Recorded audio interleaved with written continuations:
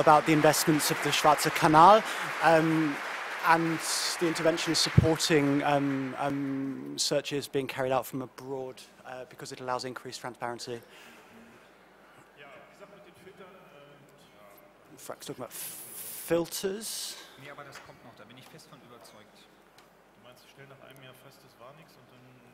And he thinks that perhaps after a year they'll realize that it wasn't anything, but this tendency of blaming the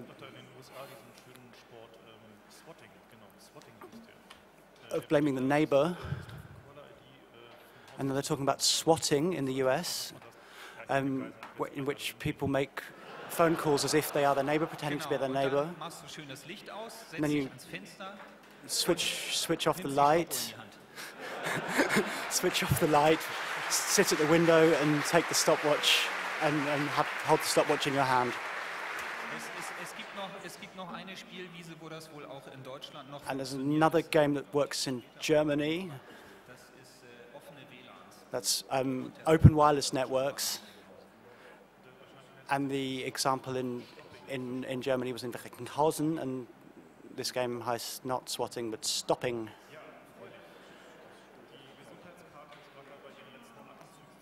So the Gesundheitskarte, the health insurance card, is it's taking its last breaths at the moment. Applause.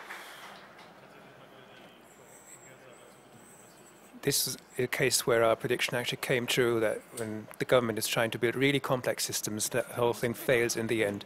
So it didn't feel like we had to do that much.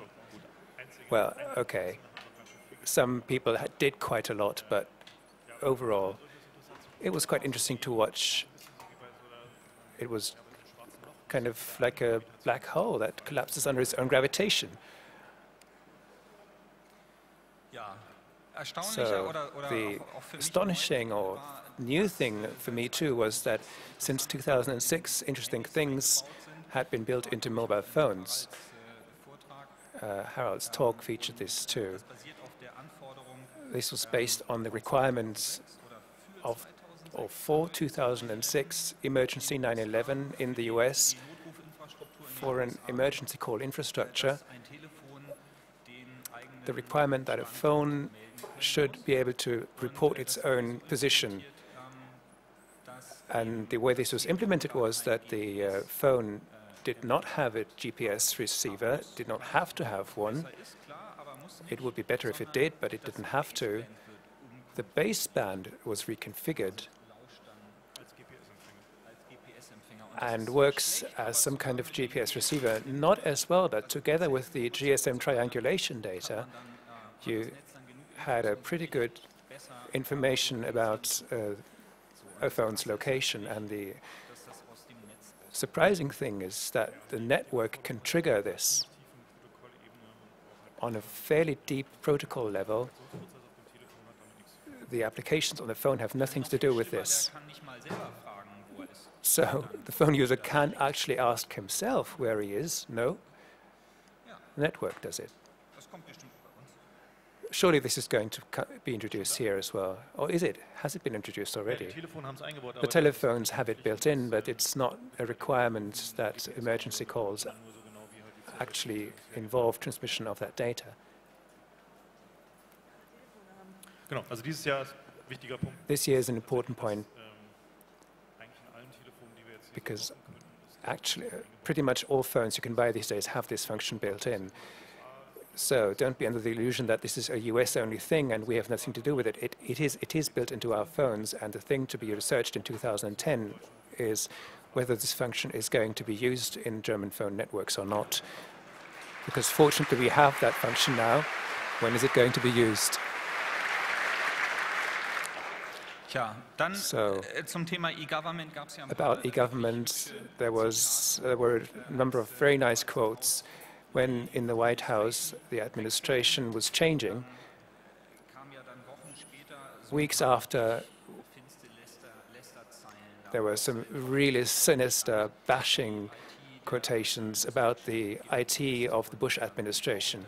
and how sad it all was, all old school and 8-bits, or I don't know, teletexts without computers without internet, not filtered or anything. That was the one thing, and just recently we heard that emails had been found from the time of the Bush administration, a few million, 20 million. They found them again. And the new government, of course, is now stepping up IT. And what does that mean? If even with their fossil infrastructure they left 20 million emails behind, how many will be left behind if the IT infrastructure with mobile devices and all that will actually be in place? So we're looking forward to that. Well, we just think that the transparency will be brought forward quite a bit.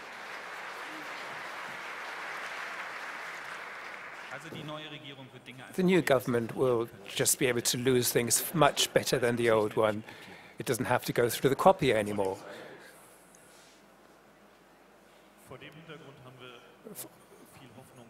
And with that background, we have a lot of hope for the members of the new federal government in Germany, because increasingly they are able to use their own email, and that gives us much hope about transparency. The thing is that information is a bit like water. It flows and seeps through cracks, and the better it flows, the more, hopefully, the more fun we will have. It just takes a bit more time in some cases. Okay, that leads us to the next topic, or the one after. One of the nicest stories that we couldn't foresee, but that was very interesting, was that the Predator drones that the US used in Iraq, they had a video downlink, and that one was not encrypted. So it was very easy to just listen to the streams just with a simple sat link. This is one of the reasons why they are not going down from all the heights.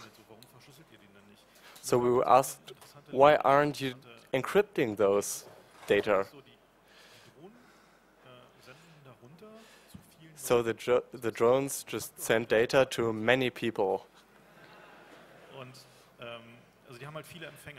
And so there are a lot of receivers, and coordinating all those receivers from different countries and different people and distribute the encryption keys to all those people proved to be very hard. So there were a lot of people who were supposed to receive the stream, but they couldn't because they didn't have the key. And then they just said, well, you know, just forget about the encryption. It even saves power and weight on the drone, and then we send the data unencrypted, because we are fighting against people who don't know how to work with this technology anyway. But at least the control channel is encrypted, because there are only two parties who actually need to have the key. Just the people who need to start the drone, which is no problem, because if they don't have the key, the drone won't just start anyway. And the other people are those that control the drone in flight from satellites.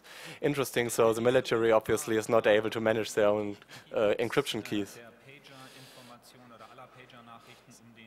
The next thing was the WikiLeaks story and the thing with pagers on 9/11.